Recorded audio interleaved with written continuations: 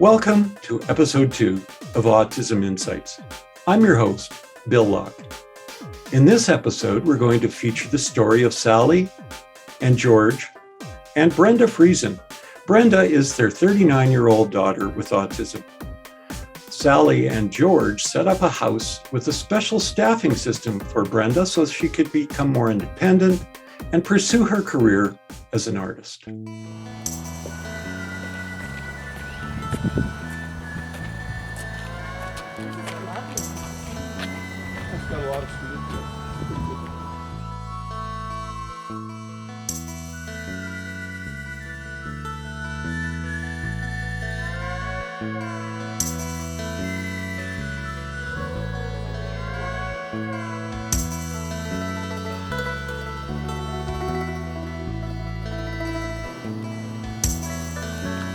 Hi, Brenda. How are you doing?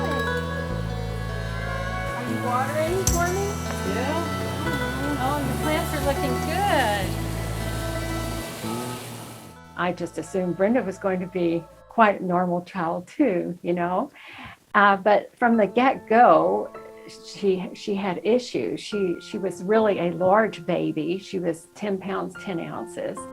And in the hospital, when she was a newborn, she was allergic to the hospital linens. I had to bring our own linens for the baby. And then her eyes started crossing. And so around the age of 2, I think she had her first of 2 eye surgeries, and she's been in corrective lenses ever since. Then we had a speech delay.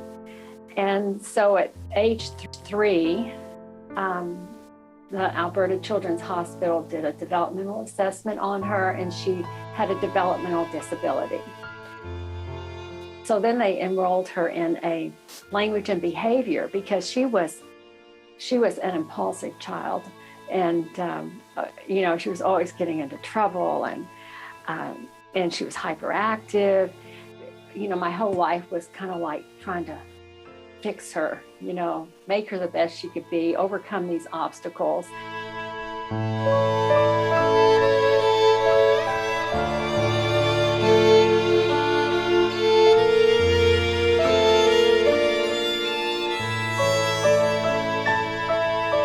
She's got autism.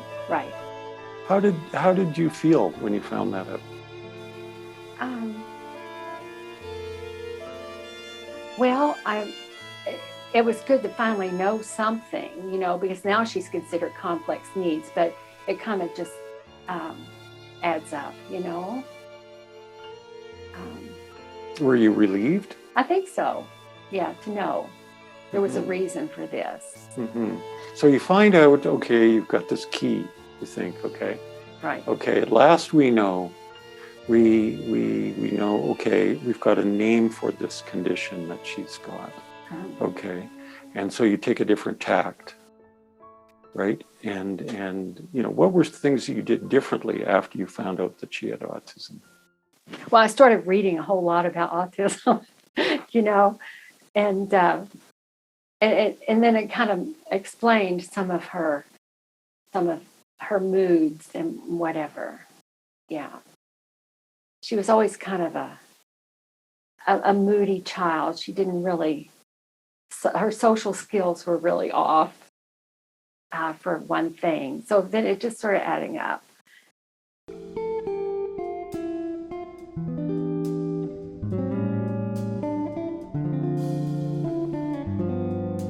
And I just felt this was the only option people had for special needs kids leaving high school, was to go into an agency, And because Brenda had been labeled as some behavior issues, then you're limited in what agencies you can go into.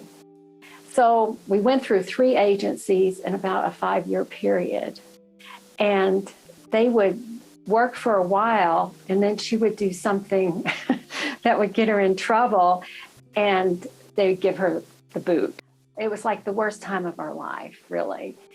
And she wasn't sleeping well. I remember one night counting how many times I got up, like it was 17 times she woke up during that night. And she had lost some weight, and she was doing a lot of pacing. And then she was showing aggression. Anyway, she ended up in 2 psych wards over the summer of 2013. Now, of course, once you're in a psych ward, they're going to put you on psych drugs. And Brenda, with her allergies and sensitivities, she could never take even the lowest dose of psych drugs without having the weirdest side effects that wasn't the normal side effects. And so she was in a really bad space for those 2 months.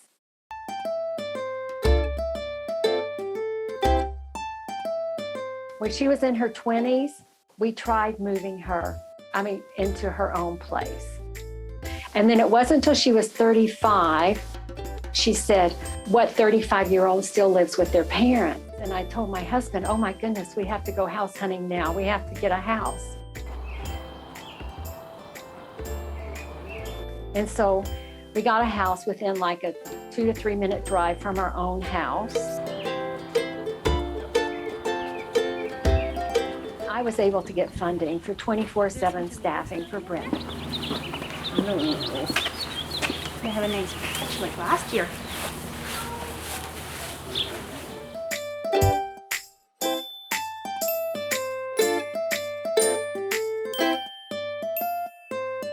So in 2 months' time, we bought the house. We had organized everything, hired the staff, and moved her in. And we included Brenda in everything. And so Brenda and I go to estate sales and we'd buy furniture. We would pick out the dishes. We'd pick out her silverware. And so she moved in. She slept that first night, and she slept every night since. So it's worked out well.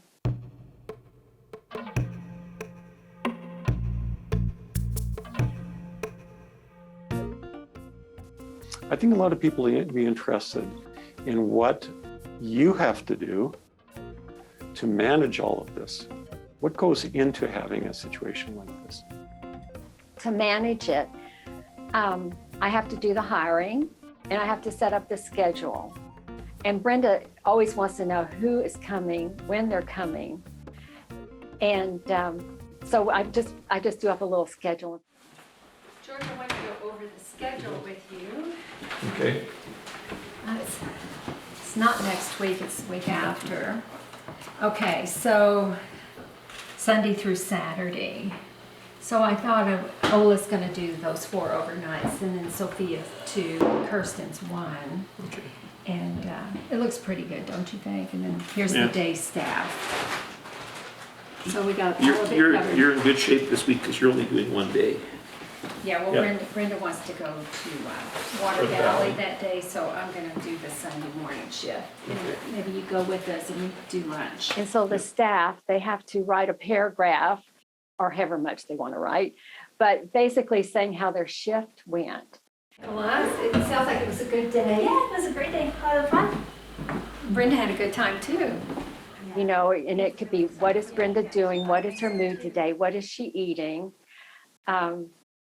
Any issues, like how is she feeling, whatever. And Brenda likes to read these, and she'll make sure that they wrote and they didn't misspell anything. Oh, she spelled that wrong. And anyway, so it's not, and nothing's a secret. It's totally not like an agency at all. And it's pretty laid back. And I don't tell the staff what to do with her. Like, it's sink or swim with the staff. So they have to plan their own activities. I mean, I will have things like a gym membership, like before it was pandemic, you know, she could go to the gym. Or she might have something scheduled, like if it's Special Olympics or Between Friends activity, then that would be something that the staff would take her to. But basically, they have to decide what to do with Brenda, they have to ask Brenda. Brenda can never be forced to do anything. If Brenda doesn't want to leave the house, then Brenda does not leave the house. And so Brenda's the one that's kind of in charge, really, with that. Would you say this is the best situation you've had for Brenda and the family? Oh, yes, by far, it is the best. Yeah, and Brenda has totally accepted living in her own house. This is her own house. What would be some of the tips or suggestions that you might have for people who are looking at setting up a new situation, or maybe things to avoid when, working out a situation for their son or daughter? Whatever your child is interested in, let them pursue that avenue, is what I would say. For instance, Brenda got into art in 2008, and now ever since then we've pursued art on a weekly basis. She has exhibited her art. She has sold her art. Another thing that's really important is your guardianship. So I'm guardian. I think my husband is alternate guardian, but we have another alternate guardian, which is our married daughter, Laura. So it's really important to have someone beside just the parents being the guardians, that will hopefully carry on what you have put in place. I want to thank you for giving me the time and sharing your story. You're welcome. You can look at Bill. I'm just going to be. I should photograph Bill taking a picture of Eric taking a picture. And then I'll take a picture of you taking a picture of Bill. There's got to be some credit for this.